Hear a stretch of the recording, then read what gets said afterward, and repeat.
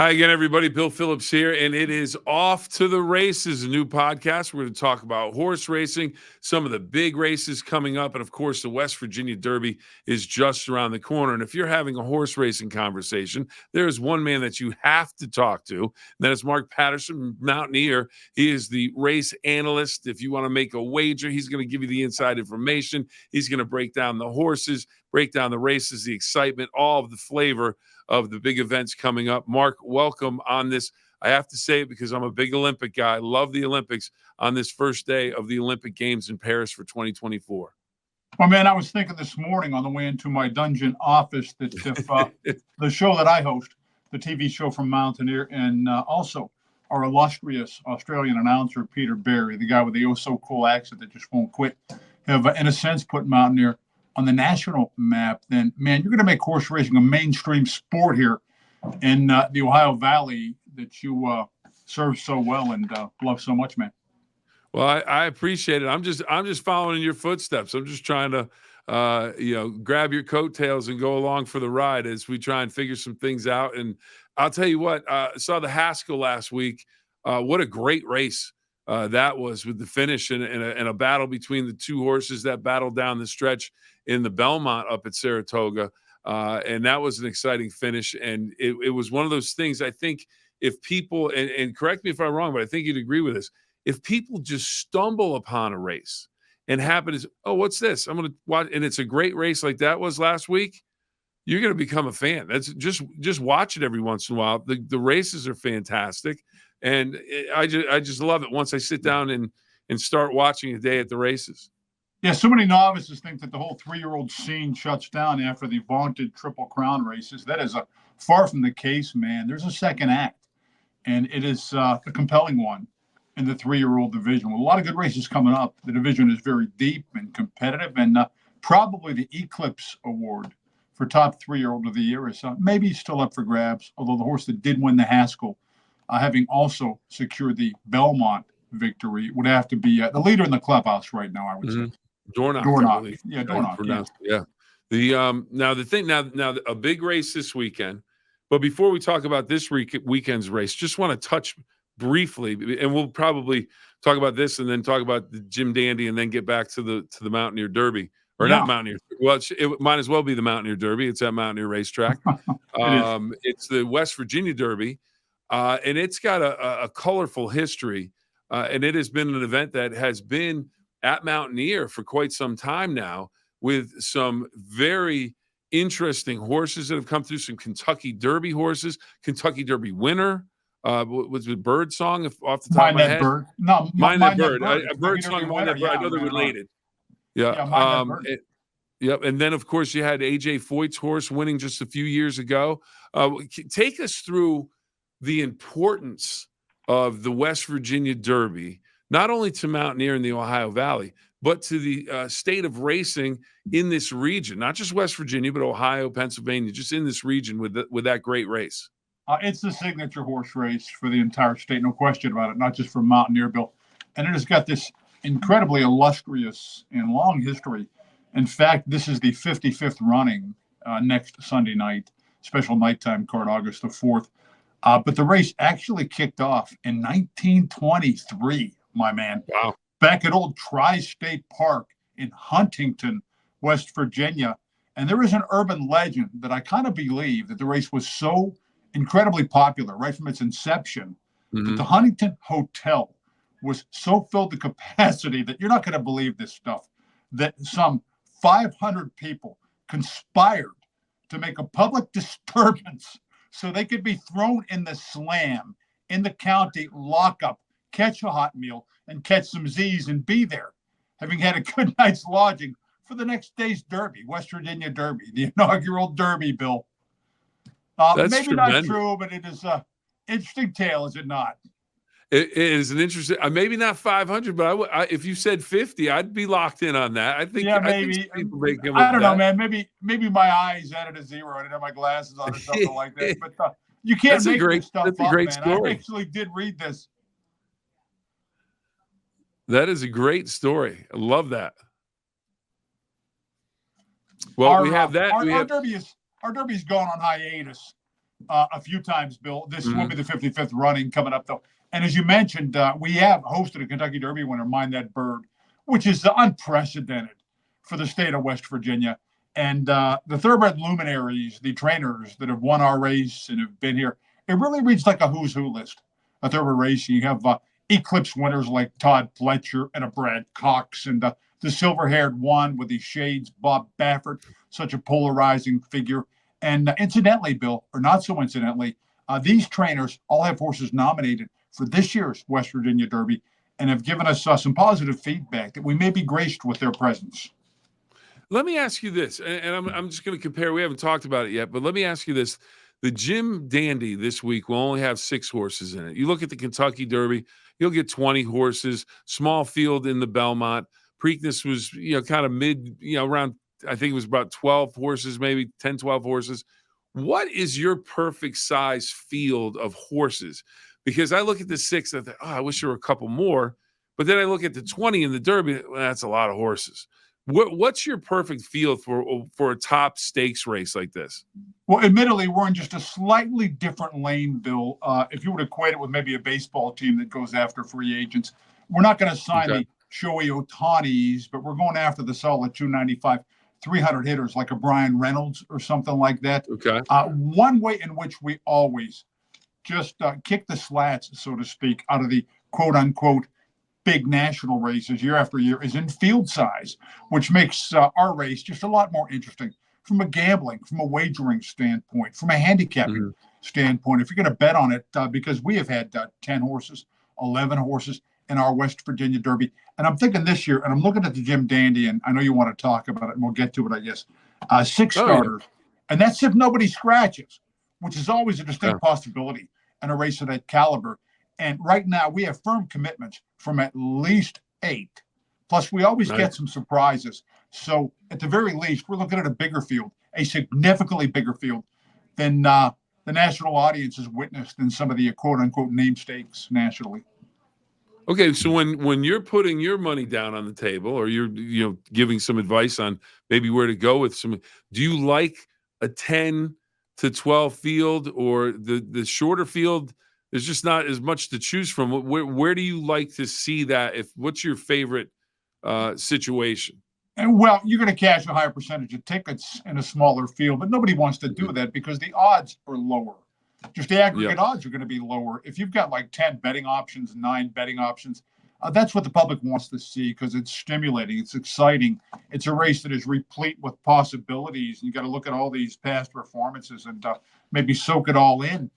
Plus, professional players, people that bet money for a living, definitely find there's more value, more betting value in a bigger field. Because if you like a horse, for instance, you've been following that maybe had a tough trip or has really been coming around in a way that pleases you, then you're going to get a much better price on that horse in a bigger field. It's pretty obvious stuff.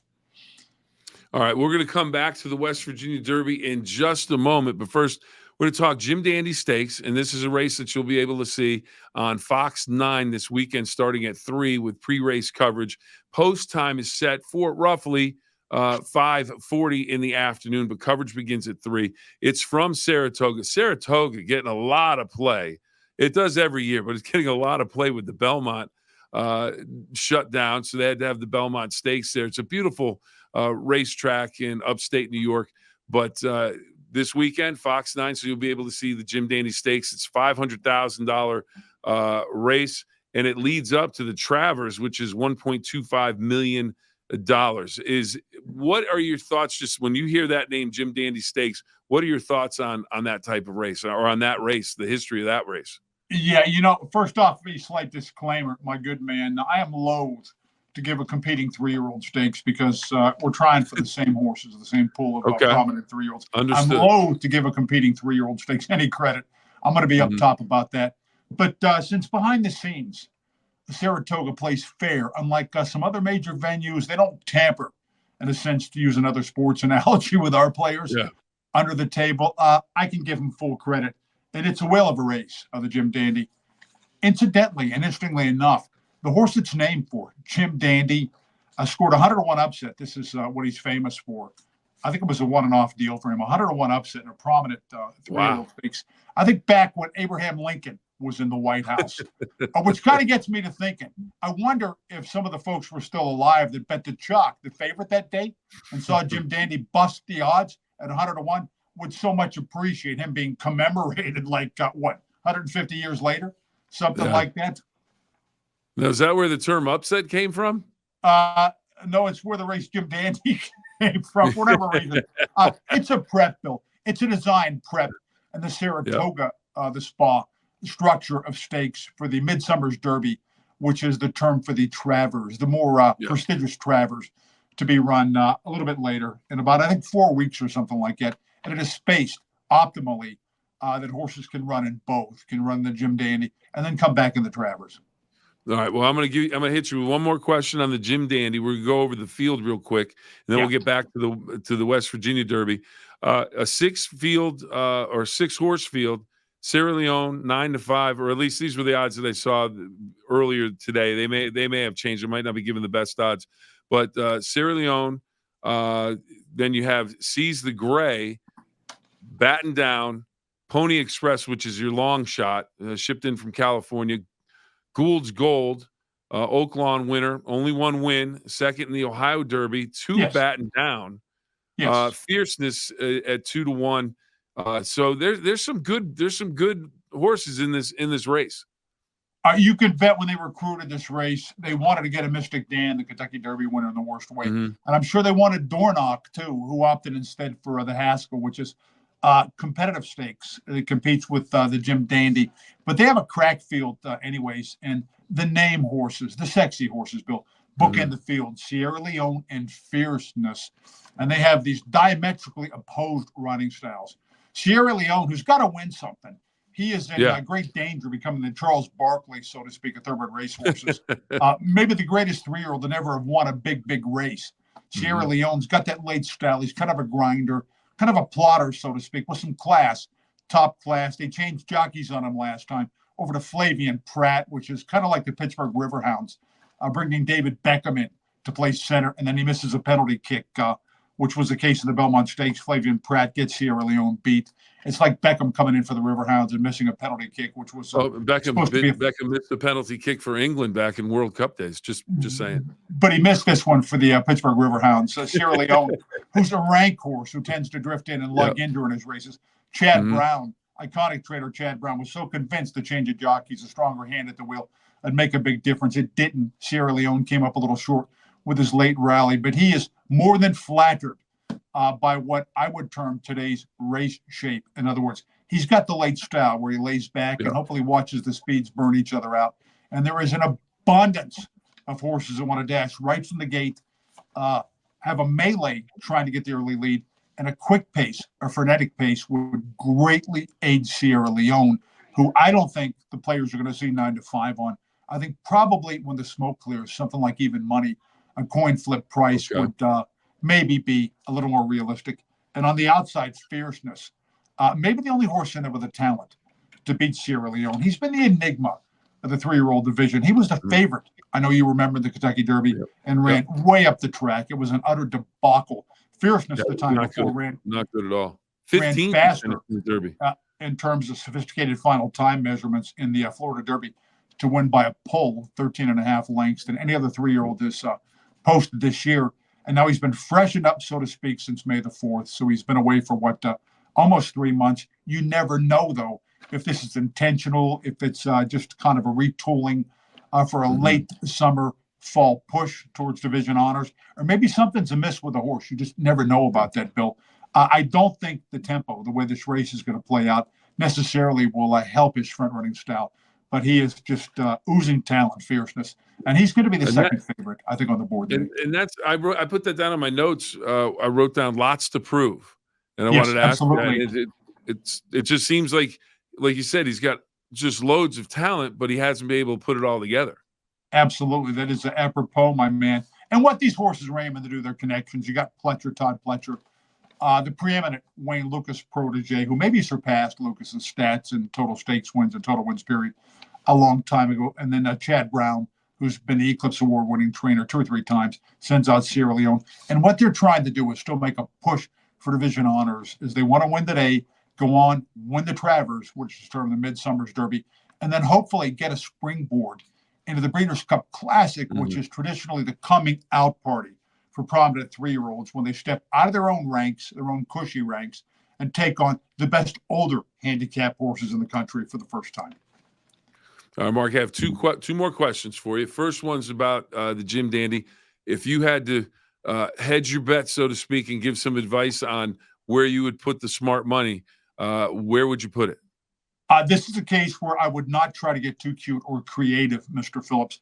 I would eat the short price on Sierra Leone because I think he looks very, very difficult to beat today. And I think we do have some pretenders in the race that are outclassed and can serve maybe only as role players to ensure a quick tempo. And I think it's important to get it across to some of your viewers that might not be inveterate horse fans. Whereas in a human race, a fast pace can burn out the closers, so to speak. The runners that lay back with a late kick. It's quite the opposite in thoroughbred horse racing. There's a quick tempo up front and a surplus of horses that want to get the early lead. Usually play strongly in favor of the late finishers that lay back. And people love closers anyway, Bill. I swear that most people have watched one too many of those old Hollywood movies where Mickey Rooney comes out of the crowd with his jock silks on and saves the farm from like 80 lengths off the pace, you know? Yeah, the Black Stallion, just throw the helmet off. You're a whole, track behind, but you come back and win it. And I got to admit, I was pretty excited when the Black Stallion, the mystery horse. There's trouble with the mystery horse. So love that movie. But we're gonna move to a movie. Bill, how come the winner of those races never goes to the front early? Never. Well, they're smart. They're smart. They lay back, just like you were saying. More drama. Yeah. All right. So last question, and next week we're gonna meet up again and talk about the West Virginia Derby. But for people that are, well, should I go to the track for the West Virginia Derby? It's gonna be a night race. There's just so much that Mountaineer has to offer. Jeff Exline was telling me about Le Bon V the other day. He went and he was able to have a meal there and just said it was absolutely sensational. But if you want to make it a day, if you want to make it a weekend at Mountaineer, the red carpet's going to be laid out for people that want to come up to the West Virginia Derby, I would imagine. I think just to maybe just momentarily stick with the horse racing aspect of it, Bill, which is my stock in trade. We have revamped our West Virginia Derby undercard this year. Of course, we have the standard Governor Stakes, which is also a graded event that's extremely prestigious, $200,000 in purse money, and usually attracts a bigger field, an even more competitive field than our big one, the West Virginia Derby. In fact, many a year, the total earnings on our Governor Stakes field has been like $5-6 million, even $7 million bucks. And beyond that, for the undercard, we have jettisoned a lot of deadwood stakes races, Bill, which counterintuitively maybe aren't always so wise to card because what they tend to do is foster short fields. You know what? There's a tipping point past which too many utterly top-class races, too much in stakes purse money on your undercard. And there are so few of those kind of horses. And there's so many competing races at other tracks around this region and nationwide that you end up with really short fields and a lot of scratches. So instead this year, we're going to card some top-class allowance races on our undercard, which can be stakes quality, but almost invariably attract bigger fields, more interesting fields. And in addition to that, I want to throw this out very quickly. If Mountaineer were a college that majors in West Virginia Derby, we would have a minor in 2 furlong races, the 440s, quick dashes, just scintillating action that the fans love, that are over within like 21, 22 seconds, Bill. And amazingly enough, they're actually our most popular races at the betting windows. So just for some spice, just to kind of show the national stage who we are this year beyond the West Virginia Derby, we've undertaken a bold move to actually card a couple of quarter-mile races for thoroughbreds. And it's going to be great stuff. And the fans are going to love it, too. In addition, we'll have the turf races, the high-class turf races to go along with the Derby itself, and a whole host of supporting features. It'll be a Kentucky Derby-like flavor and ambiance around the mountain, around the place, which is beautiful, nestled here in the Green Hills that you know so well, Bill. The ladies will have the Derby hats on. We've got a special Derby drink, and it's going to be a great time to be had by all. It's off to the races is what it is, and we're looking forward to it. And I would imagine I don't want to put words in your mouth. But I would say coming up starting Sunday to the following Sunday, this may be your favorite week of the year? Oh, it's Christmas time here, my man. Absolutely. Man, we're on tilt here. We're at a fever pitch here in the racing office. And, everywhere I go, I can bop into the grocery store last couple of days and people ask me, who's coming for the Derby? Who's going to be there for the Derby? And the scary thing is, even casual fans that come to Mountaineer once a year on Derby Day are sometimes better informed than I am about which prominent horse is already committed for our race. I can learn from them and the frozen food aisle at Sparkle Market. No kidding, Bill. Well, I'll tell you what, we learn from you every time that we have you on, and looking forward to this new venture and off to the races. And we're being able to preview some of the races and, of course, the West Virginia Derby. And I just can't thank you enough for joining us. And always just a plethora of information about the horses, about the tracks, about the ambiance, about what goes on behind the scenes. So, Mark, I can't thank you enough for doing this with us. I look forward to next week, and we'll find out. One of the big, we might have to make a wager. We'll put odds on it. Is he going to be in the dungeon, or is he out of the dungeon next week? We'll have to find out. You know what? We will have entries taken, and the overnight, so to speak, which is the preliminary form on the card, will be out Tuesday, late Tuesday. So we'll have some specifics to talk about the Derby field and some of the supporting races. And man alive, I can't thank you enough for boosting us and boosting thoroughbred racing in the Ohio Valley. Bill, I do dig what you do. Goes without saying, man.